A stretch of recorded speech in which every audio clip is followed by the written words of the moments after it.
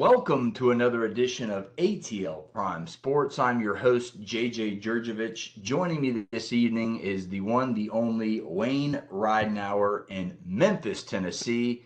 You can find us all at ATL Prime Sports on Facebook, Twitter, Instagram, and of course YouTube. And please search for us on Apple and Spotify. You can find us personally on Twitter at JJ Get You One for myself, at RWY Jr. for Wayne and Memphis, at Corder Todd for Todd Corder, who is out tonight, and at LG for Real, though, is Larry, who is doing his public address announcing at the Rome Braves game as we speak. I hope the Braves are taking care of business down on the farm. That's our personal Twitters. That's how you find the show. Wayne, how you doing this evening, buddy? Well, I'm doing pretty good, but like you like to say, not quite as good as Ross Chastain, who finally won a race in the NASCAR here in Nashville, and so that's a pretty big deal. His first race of the win of the year, so I think he's that along with some of his other stats. I think he's in pretty good position to keep moving forward into the playoffs once that comes around. Yeah, I'm doing great, and but that's not as good as the news coming out of Tennessee State University. Pretty cool tidbit here. I thought it was cool. Our co-host Todd Corder does some play-by-play hockey here in the Atlanta and national areas. The news is Tennessee State will be the first HBCU school to have an ice hockey team. The All right. Nashville-based school will face off in 2024 as a men's club team with a goal to field a Division I men's and women's ice hockey team eventually. There was no timetable put on that, but that is the goal. Pretty cool stuff. That would be the first HBCU school to offer ice hockey. That's awesome. That's doing a lot better than I am. What's on tap for today's show? We're just going to throw it around the horn in Major League Baseball, myself and Wayne. And that's about all we're going to do. And we're going to throw it down to the final pitch of our final thought, and we'll get out of here. So without further ado, let's first pitch this thing off, shall we say, and talk a little Major League Baseball. We're rounding the halfway point of the season in terms of games played. We're fastly approaching that all-star break. There's lots of stories, lots of news and notes to go over, and let's go ahead and kick this thing off with the one of the bigger surprises in Major League Baseball, the Tampa Bay Rays. And the Braves are the best teams in baseball right now. Will that be the case at the end of the season? Wayne, I'll ask you first, man. Will that be the case at the end of the season? Are you going to see the Braves as the 1 seed and the Rays as the 1 seed in the AL and the NL playoffs? I can definitely say that both those teams have the best chance of that happening. Well, will that happen? I'm not sure, because there are some teams that until they're mathematically out, you can never count out. So, both of those teams will have put themselves in a place where they can definitely reach that goal. Yeah, I tend to stick with you. I'm not going to count the Yankees or the Orioles out in that AL East, which is wide open as we speak.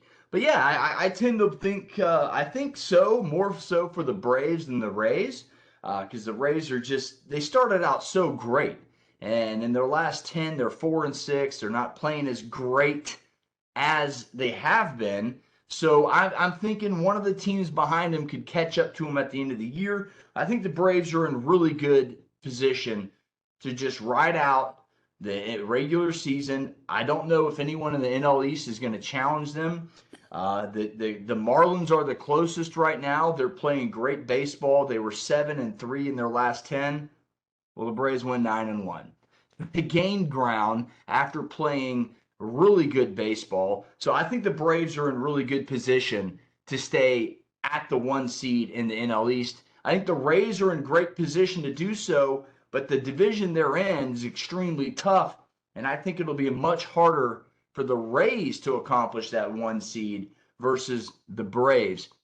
And look, I think so, especially for the Braves too, with Kyle Wright coming back, let's say around August, Max Fried maybe in the same timetable. Fried's already throwing bullpen sessions. We expect him back right after the All-Star break. Then you have Jesse Chavez and Dylan Lee on the back end of that bullpen. when those 4 guys return, it's like 4 new additions to this Braves franchise. And I think that'll continue to keep them afloat in the National League. Look, uh, let me look at my notes here. There's some just smashing statistics the Braves are going through right now. Their first inning runs is unbelievable. After today's 3-0 win over the Twins, that is Wednesday afternoon, folks, as we're recording this podcast. After that win today with their first inning run, 76 first inning runs. That leads Major League Baseball. It's unbelievable what they've done in terms of home runs, and I'll get with that with my final thought in baseball. But the Braves' first inning home runs, 25-3 versus their opponents this year. 25 first inning home runs. Acuna had 2 home runs Tuesday night, and basically in consecutive pitches. Unbelievable in terms of his at-bats. Unbelievable MVP performance. I got the jersey on for that reason. You have to give it to 13. Guys, unbelievable player. Let's go look elsewhere in my notes here. Some other Twitter topics. The Braves win, or again earlier today, improved their June record to 20-4, 1 win away from tying the Atlanta era franchise record for wins in any month. So they could get a win Friday and Saturday, and they could break that record and beat that record. So unbelievable what the Braves are doing in the month of June, tearing the cover off the baseball and playing some pretty good defense. Despite the other night they had 4 errors, Wayne. Brian Snitker said it was one of the best defensive games they played. They had about 2 or 3 errors on one play. Pretty ironic play. Just a bunch of throwing errors in one play. But other than that, you saw Ozzie Albies dive, lay out for one, flip it to Orlando Arcia, who throws it to Matt Olson for the out. It was like it's a double play. It goes 4-6-3, but it was a single out. So pretty impressive there what the Braves are doing. And I got to tip the cap to the Rays as well. They're playing extremely good baseball. I think they just need to acquire some relief pitching before the trade deadline, and maybe a catcher. They have Bethancourt down there, former Brave, and I think the rumor is maybe they spend the money, which isn't in the Tampa Bay MO, to go get Salvador Perez. And maybe they do a 2-for-1 and get Aroldis Chapman from the Royals and Salvador Perez, fill 2 needs with 1 trade. And then I really like their chances moving forward. But that's about all I got right there. I think the Rays are in a really good place to hold that 1 seed. But they got to acquire some relief pitching and preferably a catcher that will propel that offense even further into the pennant race. That's my final thought for that. Wayne, let's move on. Unless you have any final thoughts on the Rays or Braves. No, not on those 2 teams, no. We will let's see. A lot of surprises in baseball. Let's move forward, I should say. A lot of surprises in baseball. First place Rangers. You got the hat on. Reds and D-backs. What will they need to do at the trade deadline to stay atop their divisions? Wayne, let's stick with your Rangers right quick, man. I put this topic in here for you. What's what you're most excited about in the Rangers, man? They're knocking the cover off the baseball, and it's got to be fun knowing you've been watching the Rangers for quite some time. They've been in the slums of the AL West. Now they're atop the division, and they're in prime position to win that division. What do you think about your Rangers so far, man? Well, let me put some perspective in here. The last time they won a playoff game, I believe, was 2015. And I feel like the history of me being a Rangers fan since like 75, I've been in this position before where they looked really good this time of year, as they do now. But then August comes around and something happens. So I'm really never confident in my team, the Texas Rangers, until get to the last week or so of August. Then I can feel confident if they're still doing well. And to balance off of that, and I know you gave me a statistic here to talk about, and you gave me the number 272, but and all the excitement, I forgot what that meant. But the statistic I was looking at that I thought was pretty cool was their runs scored and runs allowed differential, which I think they do have the best in the positive in the league right now. But tell me again what that 272 was about. So 272 is the team batting average that leads all of baseball, and Oh, you okay. are correct. They have the most runs scored in all of baseball at 468 as we record this podcast, a 152 plus 152, I should say, run differential, which is also the best in baseball. They've been doing extremely well offensively, and pitching wise, they're doing this without Jacob DeGrom. So if they can acquire maybe a front end starter to help out the other guys in that rotation, you really feel good as a fan there. But Yeah. 272 average, scoring a lot of runs, and they're doing it the Texas way. Everything's bigger in Texas, and they're doing it with big offense, Wayne. So Yeah. hats off to the Rangers. They're one of the biggest surprises in Major League Baseball. I didn't put them there. Seager's finally starting to play. We talked about Simeon. It's just an all around team effort down there in Arlington, and they're finally filling up that new stadium Yeah. that was open during the pandemic. Beautiful Globe Life Field. Go check it out if you're in the Arlington area. Very fun, very intriguing stadium, kind of low into the ground, so you Yeah. get a good perspective from all the seats. And they are a pleasant surprise, and I think they are primed to make a good postseason run. Their first since Ron Washington was their Yeah. skipper, and you got to be happy about that, Wayne. Yeah. Well, the other teams, there are two teams, one national, one American, that I can never count out. And this is why I kind of am up in the air about the Rays right now, is that you can never, until they're mathematically impossible to get in, you cannot count out New York. And even though they're sitting in the bottom right now, you can never count out St. Louis until they're mathematically ineligible, because those two teams will just come up out of nowhere. And again, here comes August. So we'll see what happens with that. The other two teams that I was looking at preseason, Detroit, I'm still unsure about, but San Francisco is starting to look pretty good now, because that was another one of my picks. And for a while there, I was worried about them, but they've picked it up a little bit too. Yeah, the Texas Rangers, they're really getting a lot out of Evaldi, John Gray, Perez, and Dane Dunning down at the back end of that rotation. Again, all without DeGrom, who will be out all this year and some of next year as well. And they paid a lot of money for DeGrom in that roster. But another bat might be needed. Scoring runs, the Braves did it in 2021 just by slugging their way to a world championship. The question was, what do they need to do to stay atop the division? I think they need to add another bat. And the rumors is, you may like this, Wayne, Andrew McCutchen Oh, on the okay. Pirates, if Yeah. they decide to become sellers after their stellar start. He's batting 278, not with 9 home runs, 25 RBIs, kind of a little resurgence in his career from the year prior. So if the Rangers are to acquire Andrew McCutchen and that extra bat, that might be the ticket to an ALS crown.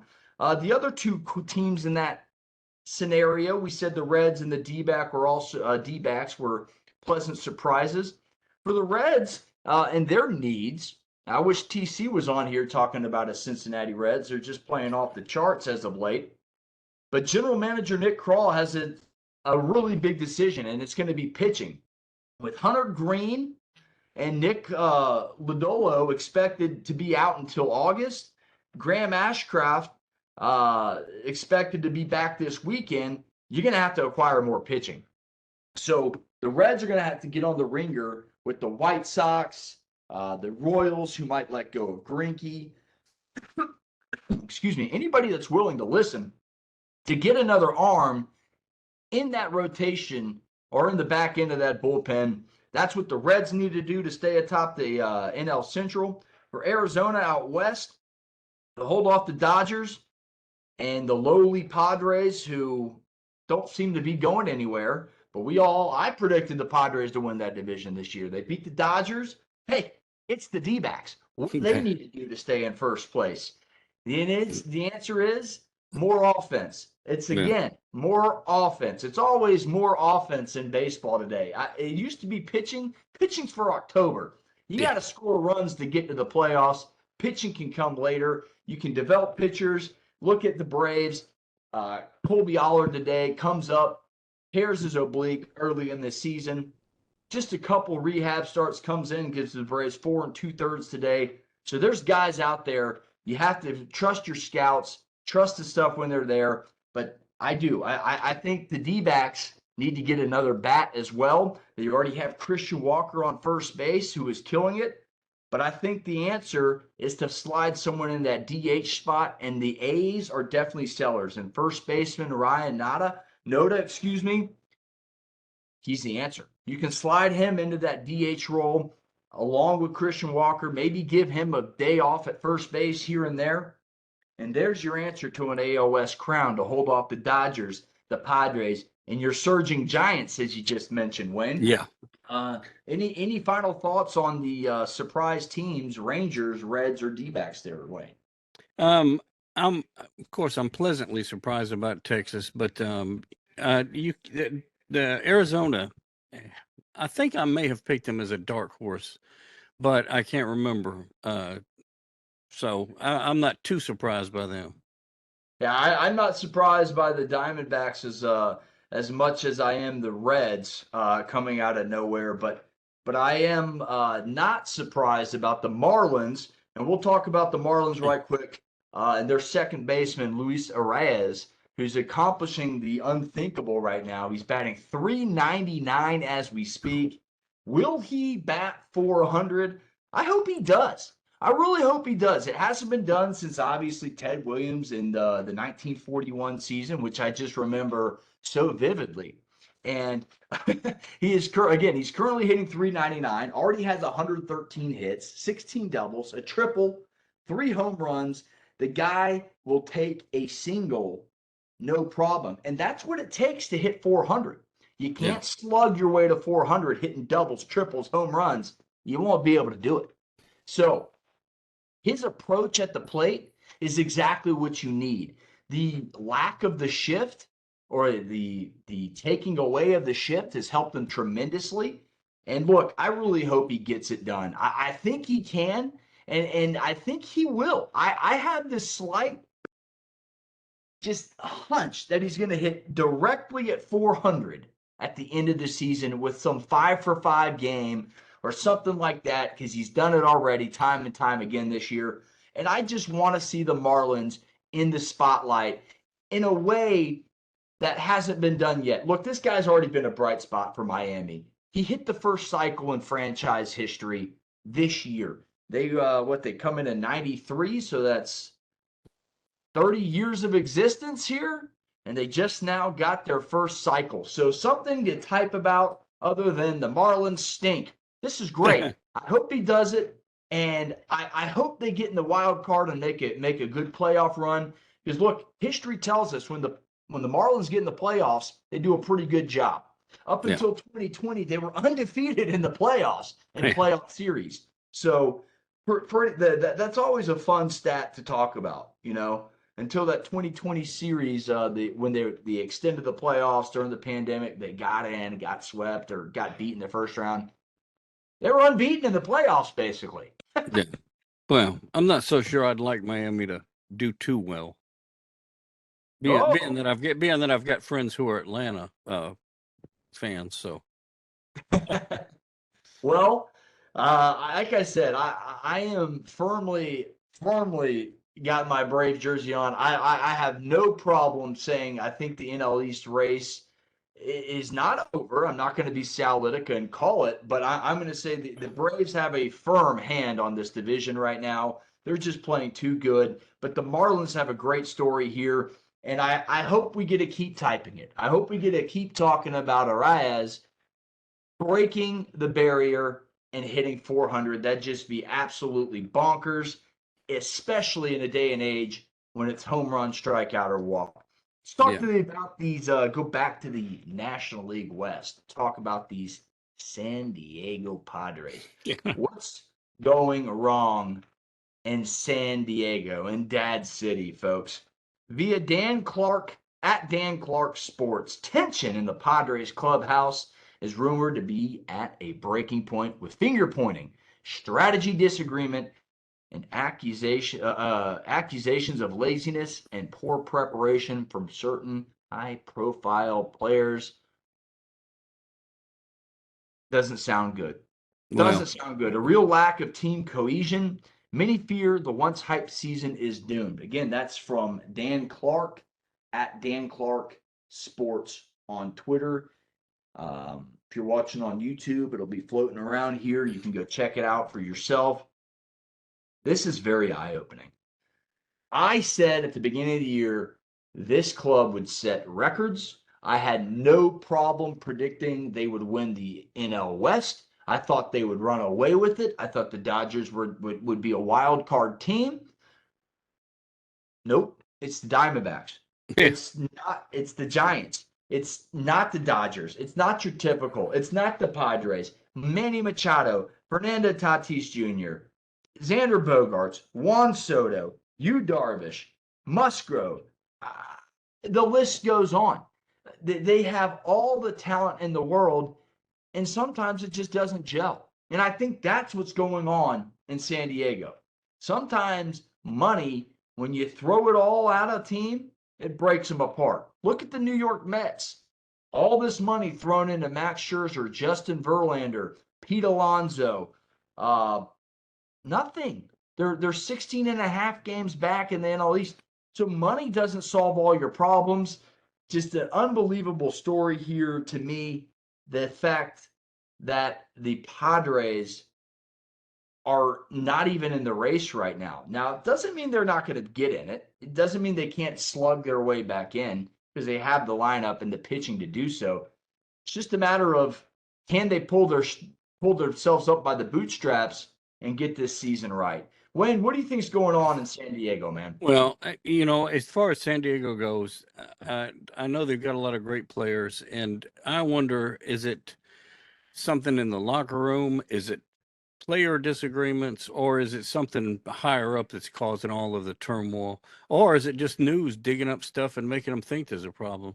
I will say this though, I feel like St. Louis has an easier way to climb their way to the top of their division than San Diego does, just because that division's a little bit tougher than the one that St. Louis is in. That division that St. Louis is in could flip flop easily. No, it very well could. And your Rangers just took I believe, 2-0 lead over TC's Tigers. Well, that Josh Jung, another they surprise, a I rookie. don't think Texas is. I'd have to go back and check, but I don't think they've won more than 3 games in a row this year because they keep flip flopping, and they'll do a 2-1 or a 1-2 or a 2-2 split, and Hey, so as long as you we'll take see. 2 of 3 every time, Wayne, you're Yeah. doing your job. That's I want baseball. them. I want them to win all the games, though. You don't understand, 162-0. I want to see it right? too. I do. I want to see it happen. Well, folks, let's go into some news and notes from around Major League Baseball. I just thought this was absolutely a doozy. Being a local team here, got us talk about the Braves. And my final thought for our Major League Baseball around the horn here, Matt Olson is second in Major League Baseball in home runs with 26, 2 behind Shohei Ohtani. And let me tell you something here, folks. Since 2018, Matt Olson is second in Major League Baseball in home runs hit with 178. That is unthinkable, unfathomable. He's second behind Aaron Judge, who has, I think, 173 or something like that. Let me go double check my camera roll here. I have it right here for your 178 to 183. Pretty mind-blowing stat. Matt Olson's tearing the cover off the baseball, leads the league in RBIs, National League that is. Just absolutely fun to watch. Local kid, 28. In the race for All-Star, I think Freddie Freeman will have him beat. But that's my final thought. Matt Olson tearing the cover off the baseball. It's been very pleasant to watch here in the Atlanta area. Wayne, give me another news and note from around baseball if you got one. If not, we'll get our final thoughts in for the evening. Well, I say we'll go straight for the final thoughts, and I will start that off and let you wrap it up. But my final thought is, this weekend we have coming up celebration of our independence, 4th of July, Independence Day, however you like to refer to that as. And I'm actually looking forward to getting together with a lot of the family this year, because most of them are either Kansas City fans or St. Louis fans, and they always wear their hats, and I always wear my Texas hat. So I'll get to show up with the Texas hat and not have to feel like I don't have anything to talk about. Yeah, you get a lot to talk about. Happy 4th of July, America, to absolutely everybody. Have a fun, safe, extended weekend. And my final thought is, folks, July 1st means you turn from baseball to football season. Strap up, baby. We're under 70 days away from college football, Wayne. Georgia gets to defend its back-to-back national championships, and I am just ecstatic. It's right around the corner. I'm ecstatic about Falcons football for a change. It's just absolutely mind-blowing. And what we haven't been excited, and well, you have, but as a true fan, I'm a realist. I have not been excited since the 17 season, the year after the Super Bowl. Wayne, I'm excited. I'm stoked. I think the Falcons can win the division. I think they will win the division. And I'm just ready for college football. And then we all know after September 3rd comes September 10th, and the Falcons open up the season, baby. Yeah. So I'm excited. Under 70 days away, folks. That's my final thought. Wayne, did you want to say another comment in there? No, not really. I'm more excited about NFL football than I am about college football, because both of my Tiger teams, the Memphis Tigers and the Auburn Tigers, it's a toss-up. I don't know what to expect this year. You know, Wayne, I'll end it on this. When people don't expect the Auburn Tigers to do well, they come out and they go to the national championship and lose. So, man, just stick with it, folks. For Wayne in Memphis, for Todd Corder and Larry Gardner, who are not here with us this evening, I'm JJ Jurjevich. This has been ATL Prime Sports. Find us at ATL Prime Sports on Facebook, Twitter, Instagram, YouTube, and of course, Apple and Spotify. If you like the content, please give us a subscribe, a like, and a listen. Thanks for listening, folks. Get you one. We'll see you next week. Happy 40th.